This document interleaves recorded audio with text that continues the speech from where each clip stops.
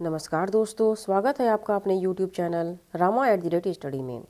आज के इस वीडियो में हम बात करेंगे डेली करंट अफेयर्स से कुछ सेलेक्टेड क्वेश्चंस के बारे में, जो कि आने वाले एग्जाम्स के लिए वेरी वेरी इंपॉर्टेंट है।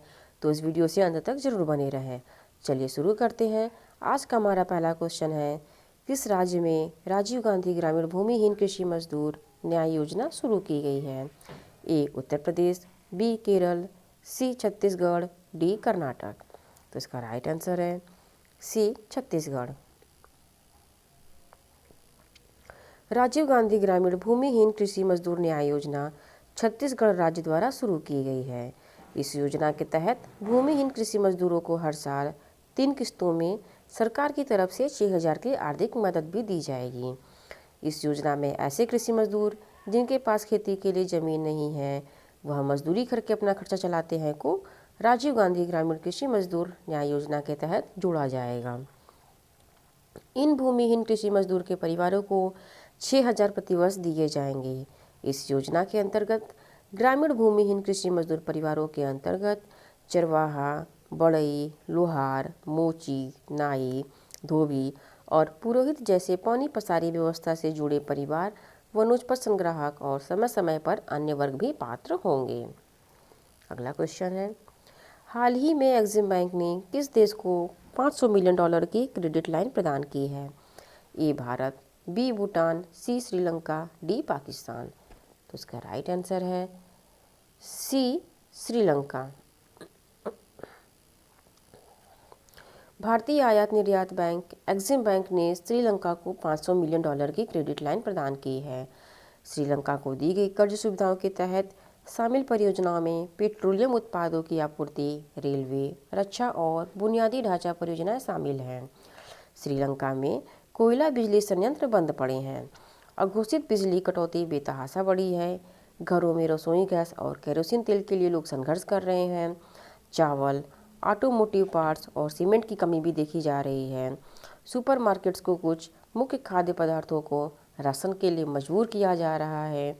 इन्हीं सब वजह से श्रीलंका को ऋण की आवश्यकता हो रही है। श्रीलंका की जनसंख्या 2.19 करोड़ है। श्रीलंका की राजधानी कोलंबो है। श्रीलंका के प्रधानमंत्री महिंद्रा राजपक्ष हैं। श्रीलंका की मुद्रा श्रीलंकाई रुपया है। बढ़ते हैं अगले क्वेश्चन की ओर। भारतीय अंतरिक्ष और अनुसंधान संगठन इसरो इस साल अगस्त माह के अंत तक कौन सा चंद्रयान मिशन लॉन्च करने वाला है? ए चंद्रयान 1, बी चंद्रयान 2, सी चंद्रयान 3, डी चंद्रयान 4। तो इसका राइट आंसर है सी चंद्रयान 3।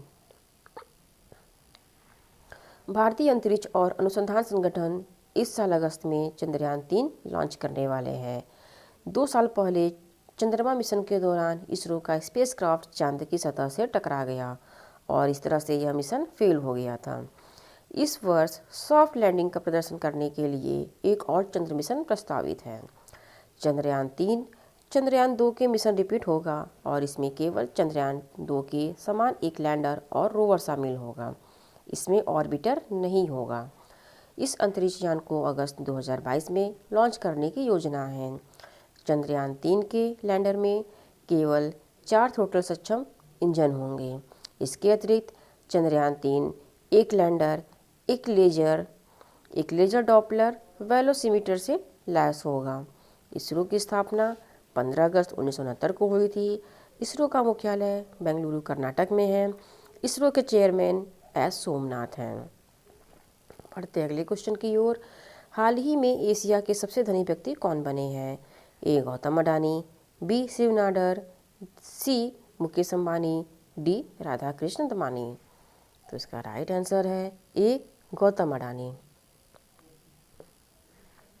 फोर्ब्स की रियल टाइम बिलियनियर इंडेक्स के अनुसार अडानी समूह के चेयरमैन गौतम अडानी एशिया के सबसे अमीर व्यक्ति बन गए हैं। उन्होंने रिलायंस इंडस्ट्रीज के चेयरमैन मुकेश अंबानी को पीछे छोड़ दिया है। गौतम अडानी दुनिया के 10वें सबसे अमीर व्यक्ति भी बन गए हैं। गौतम अडानी की कुल संपत्ति आज 6.78 लाख करोड़ है। अडानी पोर्ट्स देश की बड़ी बंदरगाह मैनेजमेंट कंपनी है। इसके अलावा देश के 7 हवाई अड्डे के मैनेजमेंट अडानी ग्रुप के पास है। अडानी ग्रुप की शुरुआत 1978 में मुंबई में पहली कंपनी के साथ शुरू हुई थी।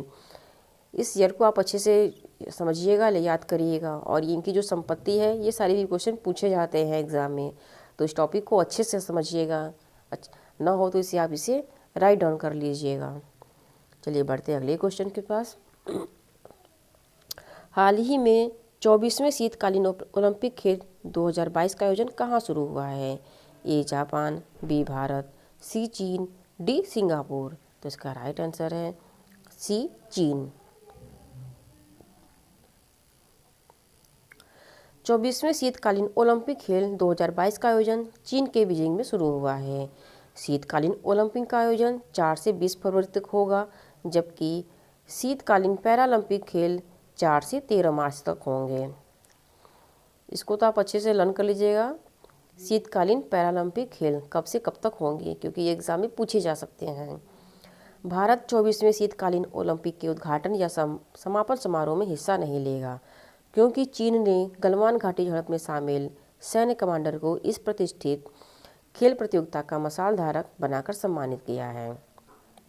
शीतकालीन ओलंपिक में हिस्सा ले रहा भारत का 6 सदस्यीय दल हालांकि अन्य देशों के खिलाड़ियों के साथ उद्घाटन समारोह का हिस्सा होगा। ओलंपिक ध्वज पर 5 छल्ले होते हैं। ये एग्ज़ाम में पूछा भी जा चुका है कई बार और पूछा भी जा सकता है, इसलिए इसको अच्छे से समझिएगा कि ओलंपिक ध्वज में कितने छल्ले होते हैं। उसमें 5 छल्ले होते हैं और 5 छल्ले 5 रंग के होते हैं। ये जो 5 छल्ले होते हैं वे किस चीज़ के प्रतीक होते हैं? तो ये जो सारे छल्ले होते हैं वे महाद्वीप के प्रतीक होते हैं। उनके जो रंग होते हैं वे महाद्वीप के प्रतीक होते हैं, जैसे नीला रंग यूरोप का, काला रंग अफ्रीका, हरा रंग ऑस्ट्रेलिया का, लाल रंग अमेरिका का और पीला रंग एशिया को प्रदर्शित करता है। ये एग्ज़ाम में पूछे जाते हैं, कई बार पूछे भी गए हैं और पूछे जाने की आशंका भी है, तो इसको अच्छे से राइट डाउन करिएगा, समझिएगा। बढ़ते अगले क्वेश्चन की ओर। हाल ही में मध्य प्रदेश के बाबई का नाम बदल दिया गया है, उसका नया नाम क्या होगा? ए कुंडेश्वर धाम, बी नर्मदापुरम, सी माखन नगर, डी उपर्युक्त में से कोई नहीं। तो इसका राइट आंसर है बी नर्मदापुरम। भारत सरकार ने मध्य प्रदेश के बाबई का नाम बदलकर माखन नगर कर दिया है। भारत सरकार ने होशंगाबाद नगर को सुल्तान होशंग शाह के नाम पर प्रचलित होशंगाबाद नगर का नाम बदलकर नर्मदापुरम कर दिया है। शिवपुरी को कुंडेश्वर धाम और बाबई को माखन नगर कर दिया है। वहाँ की शिवपुरी का भी नाम चेंज करके कुंडेश्वर धाम रख दिया गया है। प्रसिद्ध पत्रकार और कवि माखनलाल चतुर्वेदी के नाम पर बाबई का नाम बदल दिया गया है। माखनलाल चतुर्वेदी का जन्म एमपी के बाबई में हुआ था। मध्य प्रदेश की राजधानी भोपाल है। मध्य प्रदेश के राज्यपाल मंगू भाई सी पटेल हैं। मध्य प्रदेश के मुख्यमंत्री शिवराज सिंह चौहान हैं। बढ़ते अगले क्वेश्चन की ओर। दुनिया के तीसरे सबसे बड़े क्रिकेट स्टेडियम की आधारशिला किसने रखी है? ए प्रधानमंत्री नरेंद्र मोदी, बी सौरभ गांगुली, सी अशोक गहलोत, डी बी और सी दोनों। तो इसका राइट आंसर है डी बी और सी दोनों। दुनिया के तीसरे सबसे बड़े क्रिकेट स्टेडियम की आधारशिला राजस्थान के मुख्यमंत्री अशोक गहलोत और बीसीसीआई अध्यक्ष सौरभ गांगुली ने रखी है। जयपुर का अंतर्राष्ट्रीय क्रिकेट स्टेडियम भारत का दूसरा सबसे बड़ा और दुनिया का तीसरा सबसे बड़ा क्रिकेट स्टेडियम होगा। वर्तमान में अहमदाबाद में नरेंद्र मोदी स्टेडियम, जिसे कि पूर्व मोटेरा स्टेडियम कहा जाता था, में 1,32,000 दर्शकों की क्षमता वाला दुनिया का सबसे बड़ा स्टेडियम है। दूसरा सबसे बड़ा स्टेडियम ऑस्ट्रेलिया का मेलबर्न क्रिकेट ग्राउंड है, जिसमें 1,24,000 दर्शकों की क्षमता है। जयपुर में 100 एकड़ से अधिक भूमि पर जयपुर दिल्ली बाईपास पर राजस्थान क्रिकेट अकादमी द्वारा नया अंतर्राष्ट्रीय स्टेडियम बनाया जाएगा और इस स्टेडियम में 75,000 दर्शकों की बैठने की क्षमता होगी। बढ़ते अगले क्वेश्चन की ओर। हाल ही में अंतर्राष्ट्रीय ओलंपिक समिति ने 2028 ग्रीष्मकालीन ओलंपिक खेलों में कितने नए खेल शामिल करने के प्रस्ताव को मंजूरी दे दी है? A sports climbing, B surfing, D skateboarding, D उपर्युक्त तीनों। तो इसका राइट आंसर है डी उपर्युक्त तीनों। अंतर्राष्ट्रीय ओलंपिक समिति ने 2028 ग्रीष्मकालीन ओलंपिक खेलों के लिए सर्फिंग, स्केटबोर्डिंग और स्पोर्ट्स क्लाइंबिंग को शामिल करने के प्रस्ताव को मंजूरी दे दी है, जो लॉस एंजिल्स, संयुक्त राज्य अमेरिका में आयोजित किया जाएगा। 2024 के ग्रीष्मकालीन ओलंपिक खेलों का आयोजन पेरिस, फ्रांस में किया जाएगा। इसके साथ पेरिस ग्रीष्मकालीन ओलंपिक खेलों की मेजबानी करने वाला दूसरा शहर बन गया है। अंतर्राष्ट्रीय ओलंपिक समिति का मुख्यालय लुसाने, स्विट्जरलैंड है। अंतर्राष्ट्रीय ओलंपिक समिति के अध्यक्ष थॉमस बाक हैं। अंतर्राष्ट्रीय ओलंपिक समिति की स्थापना 23 जून 1894 ईस्वी को पेरिस, फ्रांस में हुई थी। अगला क्वेश्चन, हाल ही में एनसीईआरटी का नया निदेशक किसे नियुक्त किया गया है? ए. ऋषिकेश सेनापति, बी. शक्तिकांत दास, सी. दिनेश प्रसाद सकलानी, डी. उपरोक्त में से कोई नहीं। तो इसका राइट आंसर है सी. दिनेश प्रसाद सकलानी। प्रोफेसर दिनेश प्रसाद सकलानी को राष्ट्रीय शैक्षिक अनुसंधान और प्रशिक्षण परिषद एनसीईआरटी का नया निदेशक नियुक्त किया गया है। उन्होंने ऋषिकेश सेनापति का स्थान लिया है, जिन्होंने 1 साल पहले अपना कार्यकाल समाप्त किया था।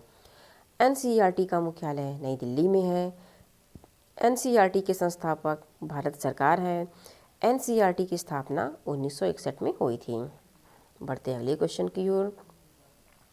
हाल ही में किस बैंक को भारतीय उद्योग परिसंघ पुरस्कार से सम्मानित किया गया है?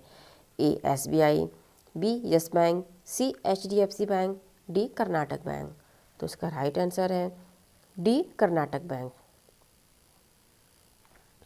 कर्नाटक बैंक को डिजिटल परिवर्तन में सर्वश्रेष्ठ अभ्यास के लिए भारतीय उद्योग परिसंघ द्वारा अभिनव सर्वोत्तम अभ्यास केबीएल विकास की मान्यता में डिजिटल परिवर्तन पुरस्कार DX 2021 पुरस्कार से सम्मानित किया गया है। केबीएल विकास कर्नाटक बैंक द्वारा 2017 में लॉन्च किया गया था। इसने बैंक को डिजिटल क्षमताओं को लागू करने में सक्षम बनाया है। बैंक ने हाल ही में केबीएल विकास के 2.0 के हिस्से के रूप में केबीएल NXT लॉन्च किया है।